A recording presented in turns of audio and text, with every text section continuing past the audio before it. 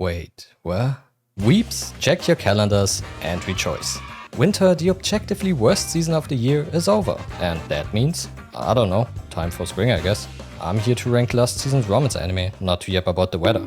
So let's start off this first title by talking about, well, never mind. Summer vibes and the beautiful island of Okinawa go hand in hand just as well as wholesome romance anime does with your weekly watch routine. Both for spreading calmness and give inner peace. And one of them lets you escape your crippling anxiety without you having to win the lottery. Only for around 20 minutes, but hey, we take those. Okitsura is about a boy being in love, but with a twist. Because the girl he likes speaks British and bro needs a personal translator to understand her. But the translator in question, prepare for the second twist, is in love with him. Man, I love anime. With its setting, lighthearted humor, and cute characters, Okitsura makes for a nice watch if you don't expect too much from its romance. Also, if you're interested in learning about Okinawan traditions, it got you covered on that front too. I can't comment on its accuracy though. But overall, an okay show. B tier. After having watched dozens of romance shows featuring a high school or early college setting, it positively took me off guard seeing an adult couple getting down to business in the very first episode. Coming of age stories have their own charm, but you just gotta love to see a mature relationship every once in a while. One that hits you with the real stuff, like work. Or not having your colleagues find out that you're humping Mark from accounting late at night. To be honest, I don't really get why this show is called I Have a Crush at Work, because they're already together the moment the anime starts, and it's not like they're taking it slow either. But who's gonna nitpick on trivialities? This one is wholesome, cute, perfect for a put your brain off good time evening, and was definitely more fun to watch than the next entry on this list. A tier.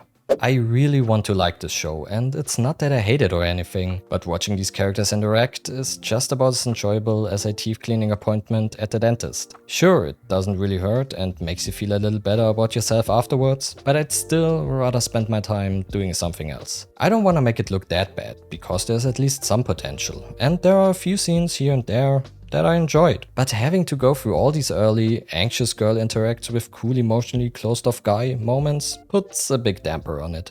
C tier. After miscommunication, two colleagues having sex, and angsty teenagers, finally something relatable. A gremlin that loves sleeping, gaming, and living off other people's hard work.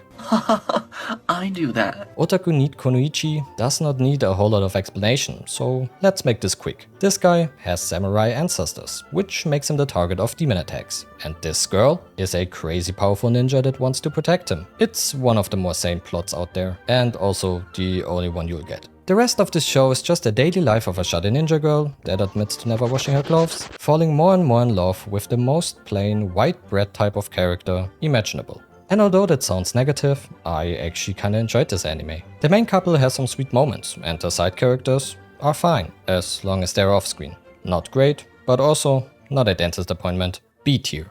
I want to escape from princess lessons, get rid of those last 4 words, and you know exactly how I feel about this one. Here's the premise: forcing girl into marriage, stalking her, kidnapping her, locking her in, and calling it a rom-com without putting any effort in either romance nor the comedy. Now let me channel all my English knowledge to come up with the right words to describe this anime even further. Ass. Boring ass characters. Ass who can't take a no for an answer. Weird ass fourth wall breaks. In fact, this show is so ass that I just dropped it after 4 episodes. If it somehow made the widest 180 in the history of anime, feel free to come at me with everything you want. S tier. The 100 girlfriends who really love you. Season 2.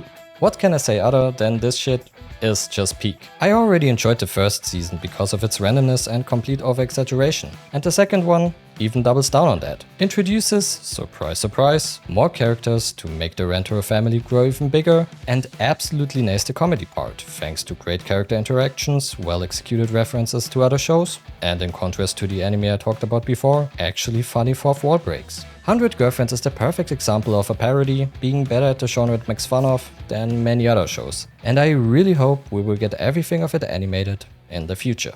S tier. It's always kind of a bummer when a romance anime hits the vibe, has good drama potential, but ultimately fails the execution.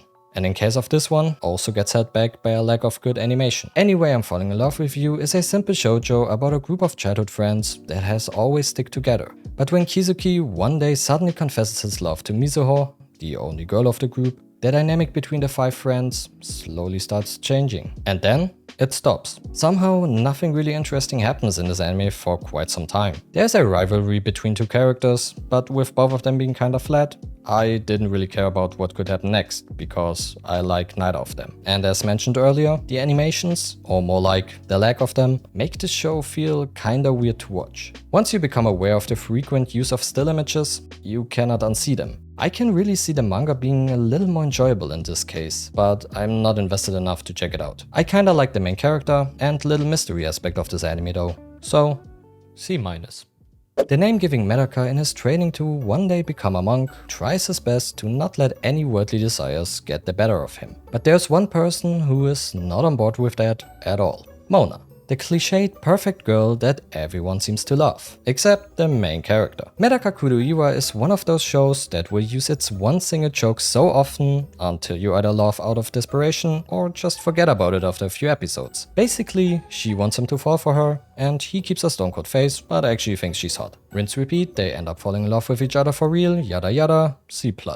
When 2 tsundere characters get blackmailed into a relationship, by their own families by the way, the result can't be anything other than an absolute shitshow. Is what I would normally assume after reading the title and description of this show. But as stupid as this premise is, as weirdly wholesome and entertaining did it turn out to be. I'm Getting Married to a Girl I Hate uses a simple gimmick to discover how 2 characters that initially seem to dislike each other start growing closer over time because of all the different sides they get to see from the other person the more days they spend together. Not that they have any choice really. Aside from the questionable practice of forcing 2 people into a relationship, it's tropey, mediocre, and nothing we haven't seen before. But I kinda like it, and that's all that counts in the end.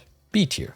Season 2 of My Happy Marriage starts off slow and takes a while to take off. But this, in my opinion, is a good thing. I love it when an anime takes its time to set up for a later payoff, and in terms of romance, it's nice to have a show that just does its own thing. One that also focuses on a world and an overarching story, instead of only being about the love between 2 characters. I think I've already said this after watching the first part, but the title of this anime could be a little misleading for some, because it is pretty much anything but happy. Drama and inner conflicts played a big part in season 1 and continue to be the main topic here as well. The second season also directly connects to the first one, which made it a little confusing in the beginning because it has been a while since I've watched it, but after a few episodes I mostly remembered of what happened before. What I really appreciate about this anime though is the balance between action, drama, emotional moments and mystery, all of that paired with a decent enough animation. It doesn't completely excel in any of it, but still manages to keep you engaged in all of them. You could just say it's a well-rounded experience with room left for improvement. And I would be more than happy to see